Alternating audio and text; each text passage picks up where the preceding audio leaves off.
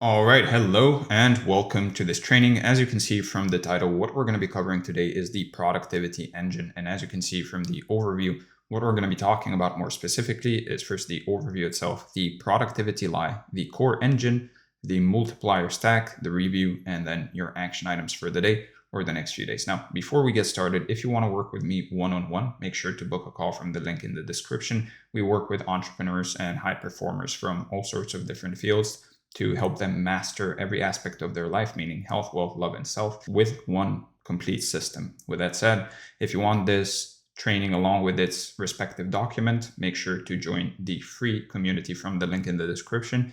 And if you want weekly newsletters on how to improve in every aspect of your life, then make sure to join the free newsletter from the link in the description. With that said, let's get started and talk about the productivity lie. So there are thousands of books, courses, videos, and articles on productivity, and you probably know a lot of them. And I've personally also gone through more of them than I'd like to admit. The tools, the apps, the morning routines, the time blocking systems, the Pomodoro technique, the Eisenhower matrix, the 80-20 principle applied to 47 different areas of life.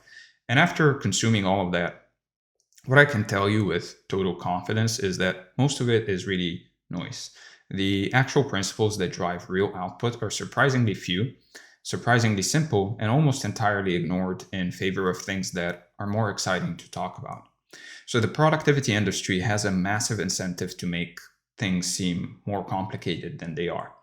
Because really, complexity sells solutions to that complexity, and simplicity doesn't, which means the market is really flooded with overcomplicated systems that create the feeling of productivity without actually producing much of anything.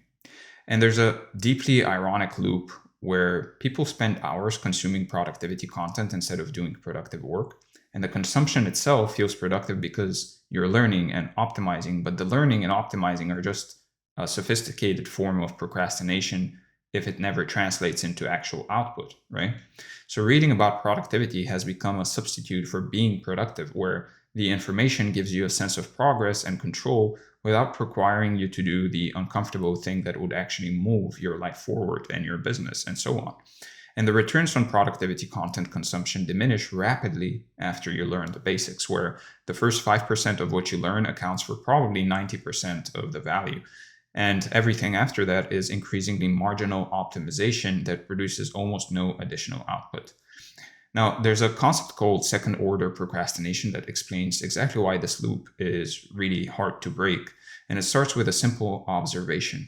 First order procrastination is obvious. You avoid the task and do something clearly unrelated, like scrolling or watching TV, and you know you're avoiding it. But second order procrastination is when you avoid the task by doing something that looks like progress towards the task, and your brain genuinely can't tell the difference. So reading a book about writing feels like you're working on your writing, and studying a course on sales feels like you're improving your sales. And consuming productivity content feels like you're becoming more productive, and none of those things are actually the task itself. They can help, sure, sometimes. However, they're not the task itself, but they can make you feel as if you're doing the task itself. The mechanism works because your brain rewards the feeling of forward motion, not actual forward motion, right? So the feeling of forward motion. And anything that triggers that feeling gets filed as productive, even when the output is basically zero. So the deeper layer is that second order procrastination is actually harder to fix than first order procrastination, because the person stuck in the loop has evidence that they're working on it, quote unquote, and genuinely believes they're making progress, which removes the guilt signal that would normally force a correction. And closely related to that is really the idea of meta work, which is any work about work rather than the work itself. At the most basic level, there's the task, right? The thing that produces output. Writing the article, making the call, building the product. Then there's everything around the task, organizing your tools, planning your schedule, setting up your system, researching the best approach. That surrounding layer is called meta work. And meta work feels identical to real work because it does involve work. It does involve effort and thinking and decision making, and your brain processes all of that as productive activity. But the critical distinction is that meta work has no output of its own. It only has value if it leads to faster or better execution of the actual task. And most of the times it doesn't, because people get stuck in the meta layer indefinitely. Real work is finite. It produces something and then it's done. Meta work is infinite, right? There's always another system to build, another tool to test, another method to learn. And that infinity is exactly what makes it so dangerous, because you can spend your entire life optimizing the approach without ever making the approach produce anything. And the complexity itself becomes a barrier where people get paralyzed trying to implement a system with 17 moving parts, when a system with 2 or 3 moving parts would produce better results simply because they'd actually follow through on it consistently. So the most productive people I've ever observed or studied tend to operate on extremely simple systems. And their advantage isn't in the sophistication of their approach, it's in the consistency and intensity of their execution on a small number of high leverage activities. Or they might build a bit of a more complex system at first, but then they don't change it unless something really breaks, right? There's people that actually constantly are optimizing their system, constantly optimize their to-do lists and so on, and their digital kind of project management, when in reality, you could just start doing the work regardless if the system is perfect or not. It's better to just keep it simple and do the work, right? And complexity-induced paralysis is one of the biggest productivity killers there is, where you spend so much time setting up and maintaining and tweaking the system that you never actually do the work the system was supposed to support. And another big lie in the productivity space is the misdirection of attention towards the wrong variables. Most productivity content focuses on time management, tool selection, and habit formation. And while none of these are irrelevant, they're not the bottleneck for most people. The real bottleneck is almost always energy management, or decision clarity, or your relationship with discomfort. Your output is far more dependent on your energy level than how well you manage your time. And a single hour of high energy focused work will produce a lot more than 4 hours of low energy work, which means the first thing you should be optimizing for is when and how you generate peak energy states rather than how you organize your calendar. Your body runs on roughly 90-minute energy cycles called Ultradian rhythms, and working with those cycles is one of the simplest and most impactful changes you can actually make, where you work intensely during the peak and rest deliberately during the dip, instead of trying to maintain a flat medium effort state all day, which for most people is not even possible. And your energy inputs matter enormously as well, meaning sleep quality, nutrition, movement, stress management. All of these are the actual foundation on which all productivity is really built. And ignoring them while obsessing over time management is really missing the forest for the trees. So protecting your energy is just as important as generating it, which means learning to say no to energy drains, to dopamine drains as well, whether that's unnecessary meetings, toxic conversations, decision fatigue from low stakes choices, or environments that subtly deplete you without you even noticing, right? And the other variable that most people never talk about, and it almost never gets talked about in productivity content, is your relationship with discomfort, because the productive action is almost always the uncomfortable action. And if you haven't trained yourself to move towards discomfort rather than away from it, no system in the world will really save you. Procrastination is almost always discomfort avoidance in one way or another, whether you're actually noticing it or not, where you're not actually too busy or too tired or too distracted. You're just avoiding the feeling that comes with doing the things that matter. And that avoidance pattern usually points directly at the highest leverage activity you should be doing. So building discomfort tolerance is a trainable skill, like we talked about in the previous piece, where each time you move towards the hard thing instead of away from it, you increase your capacity to do it again. And over time, the threshold of what feels uncomfortable raises, so that things that used to paralyze you now are just routine. So after stripping away all the noise and the misdirection, what you're left with is really a handful of principles that actually drive output. And no, these are not amazing. They're not new.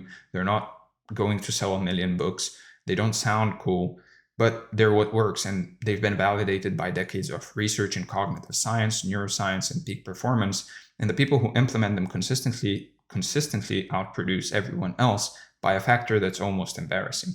So the research on what actually makes humans productive has been remarkably consistent for the last 30 years, and the core findings haven't really changed much, which tells you that these principles are fundamental, and anything that's been true for 3 decades is probably worth your attention. So the studies also replicate across different populations, industries, and contexts, meaning these aren't niche findings that only apply to knowledge workers or athletes or creatives. They apply to human cognition in general and performance in general, which makes them universally applicable to your life regardless of what you do. So the gap between knowing these principles and actually implementing them is where 99% of people fall down, because knowing that deep work, for example, produces results is not the same as actually doing deep work consistently. And the implementation gap is the real productivity problem for most people. So here are the actual principles that drive most of your output, right? The core engine.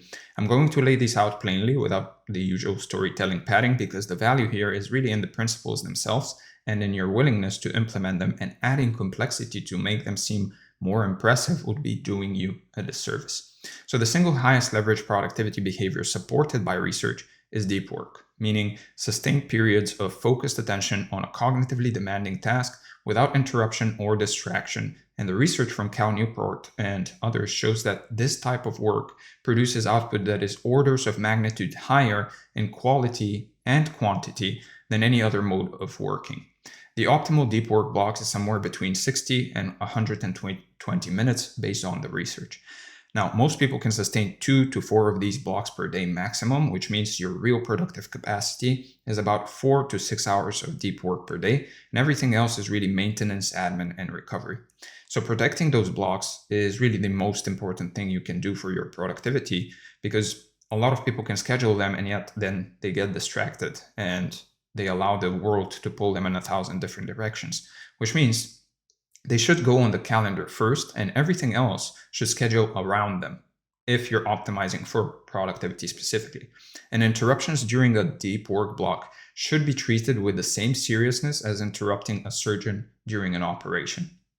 Now, deep work capacity is also trainable, meaning if you can currently sustain 30 minutes of focused attention before your mind wanders, that's your starting point, and you build from there gradually, adding 10 to 15 minutes every week or two until you can basically sustain 90 plus minutes of unbroken focus.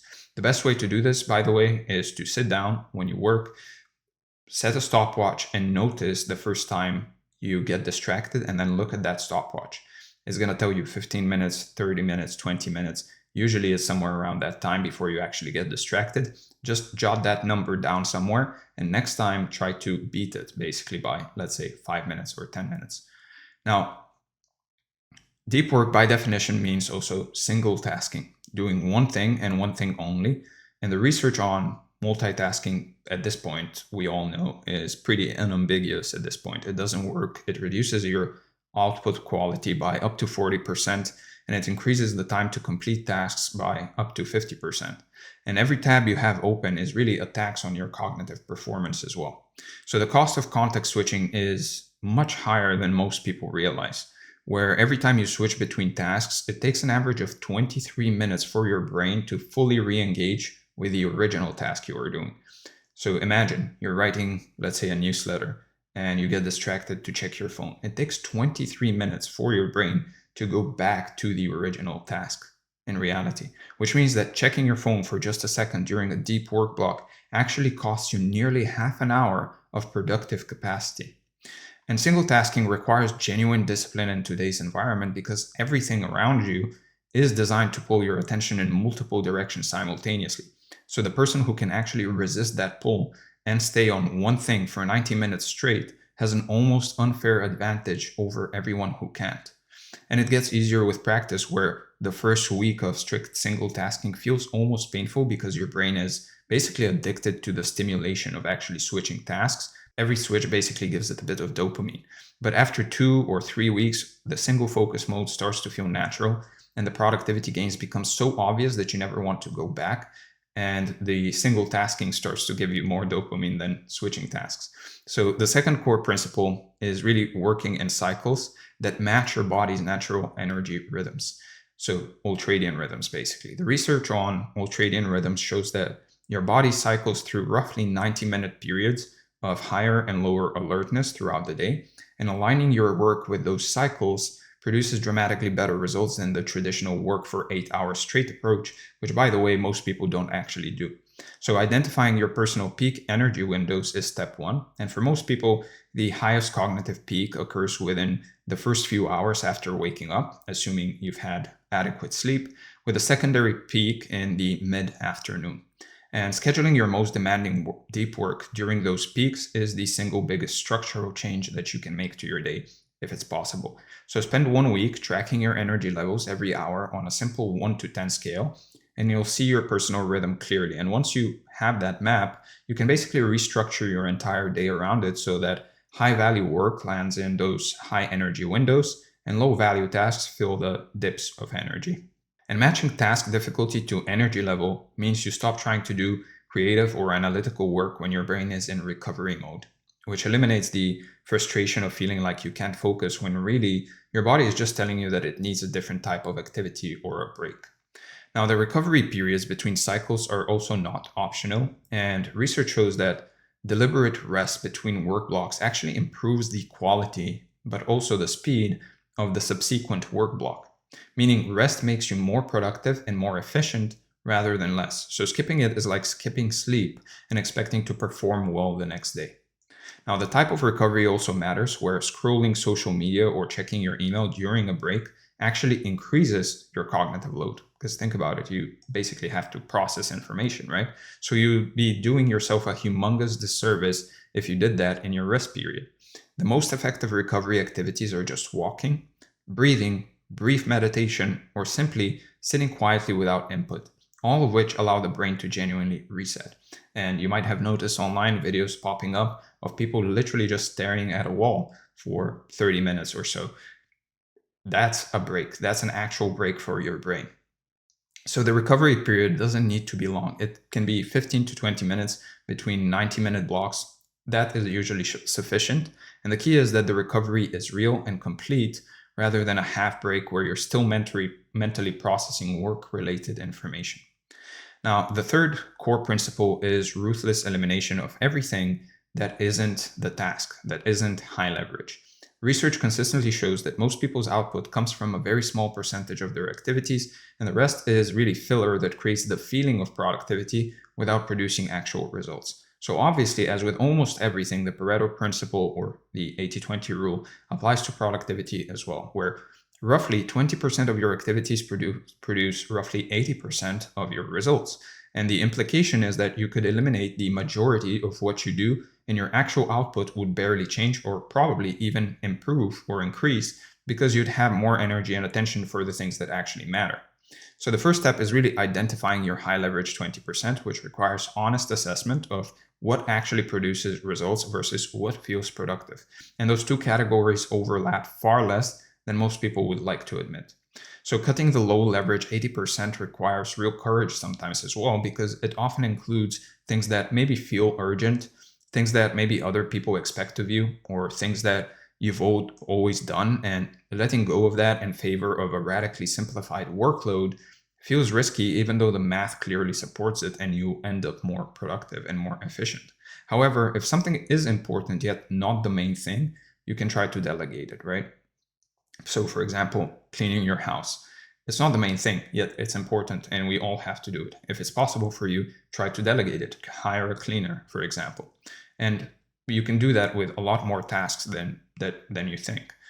Now, for the administrative tasks that can't be eliminated, batching them into dedicated time blocks compared to spreading them throughout the day will prevent them from fragmenting your deep work and protects your peak energy for the activities that actually move the needle. So schedule all your admin, email, communication, and low leverage tasks into specific blocks, usually in your low energy periods, and refuse to engage with them outside of those blocks. And that single structural change will probably add 1 to 2 hours of productive deep work to your day immediately, right? So maintaining the boundaries between deep work and batched admin requires enforcing them strictly, especially in the beginning when the habit of actually checking your email, for example, every 15 minutes is still strong. And the discomfort of not checking will pass within a few days as the new pattern establishes itself. Now, with that said, let's cover the multiplier stack. So you have the core engine running, meaning deep work blocks, energy matched scheduling, ruthless elimination. The question becomes, how do you multiply the output even further?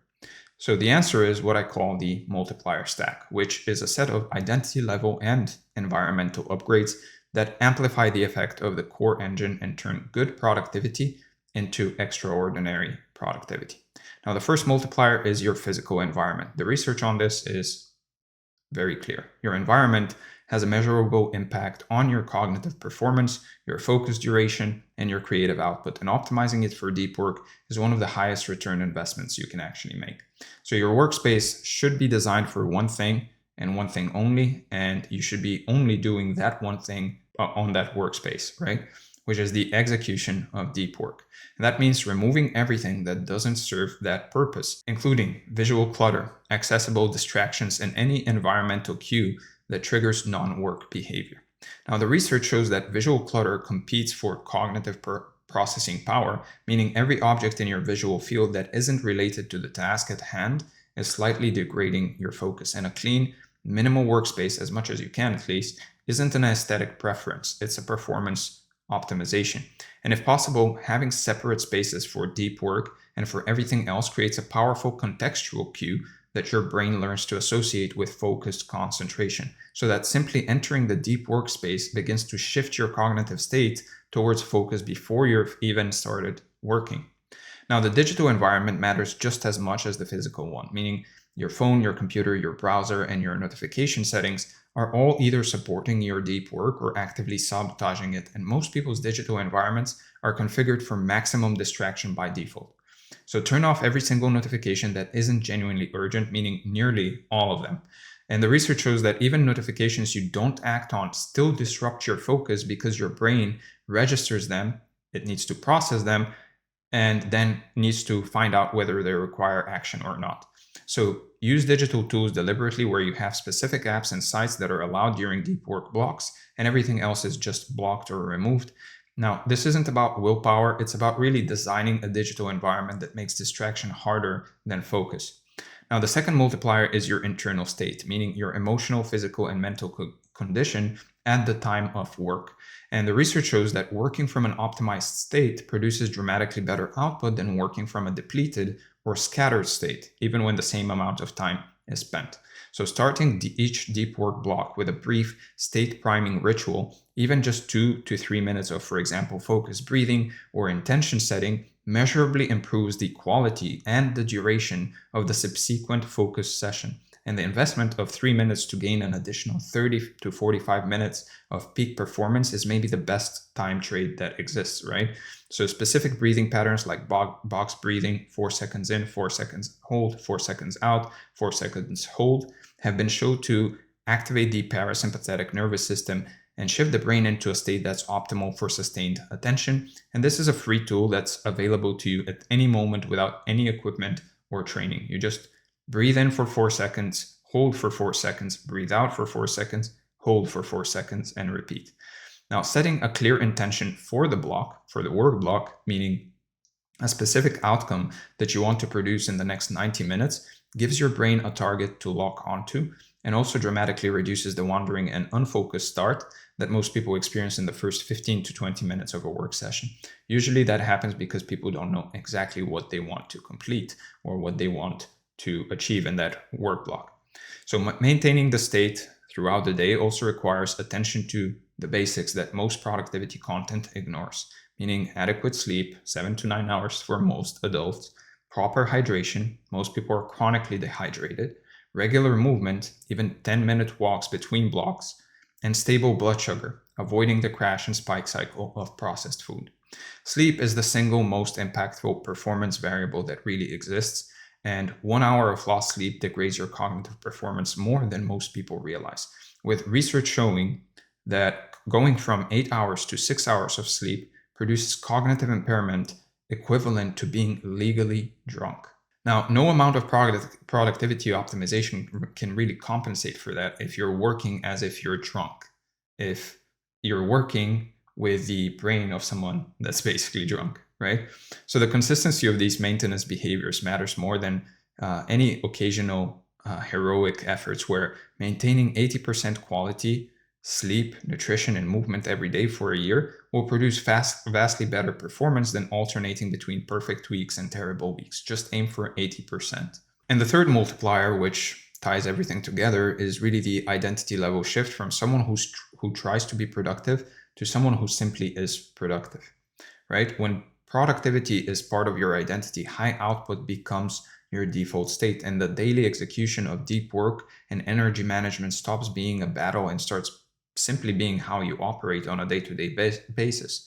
And the automaticity of identity level productivity means you spend far less mental energy on the meta work of deciding what to do and when to do it and whether to do it. And all of that energy gets redirected into the actual work itself, which further amplifies your output. Now, the identity evolves as your capacity grows, where what starts as I'm the kind of person who does 2 hours of deep work a day naturally escalates to 3 and then 4 as the evidence stacks and the identity solidifies, and the whole system becomes self-upgrading over time. And when productivity is integrated into your identity, it just becomes resilient to disruption. When you see yourself as someone who just does the work every single day, you can't be disrupted, meaning you can travel, you can change jobs, you can face crisis and deal with life chaos without really losing the core of what makes you productive, because the identity persists even when the specific routines temporarily break down. And when routines do break, which they always will, the productive identity automatically begins rebuilding them, the same way a disciplined identity automatically reinstalls discipline after a disruption. And that automatic rebuilding is what separates the people who have permanently high output from the people who cycle between productive phases and unproductive ones. Now, over the long term, the identity multiplier is one that produces the largest compounding effect because it ensures that all the other principles, the deep work, the energy management, the elimination, the environment design, are all being executed consistently year after year. And that consistency is really what turns ordinary principles into extraordinary results. With that said, let's cover the review. We went over the overview, the productivity line, the core engine, the multiplier stack, the review, and your action items for the day or the next few days. First, schedule your first 90-minute work block for tomorrow morning during your peak energy window with phone off, notifications disabled, and one single task to complete. Then list every recurring activity in your week, identify the 20% that produces 80% of the results, and then cut or batch everything else into a single daily admin block. Finally, spend 30 minutes today redesigning your physical workspace for deep work by removing every object, device, and visual element that doesn't directly serve focus concentration. With that being said, once again, if you want to work with me one-on-one, then make sure to book a call from the link in the description. We work with entrepreneurs, creators, and high performers across all sorts of different fields to help them master their health, wealth, love, and self with one complete system. If you want this training along with its respective document, then make sure to join the free community from the link in the description. And if you want weekly newsletters helping you improve every aspect of your life, meaning health, wealth, love, and self, then make sure to join the free newsletter from the link in the description. Again, I hope this brought a lot of value. I hope it helped. If it did, make sure to let me know in the comments, like the video, subscribe, and I'll see you in the next one. Thank you for being here.